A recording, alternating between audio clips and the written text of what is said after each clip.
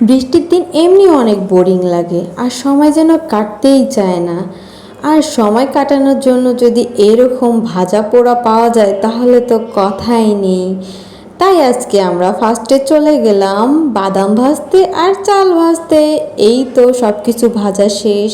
এরপর মরিচ পেঁয়াজ লবণ দিয়ে সব কিছু মেখে নিচ্ছি আর তার সাথে দিয়ে দিলাম সরিষার তেল। আর ভাজা পোড়ায় এরকম সরিষার তেল না দিলে কখনো মাখা সুন্দর হবে না।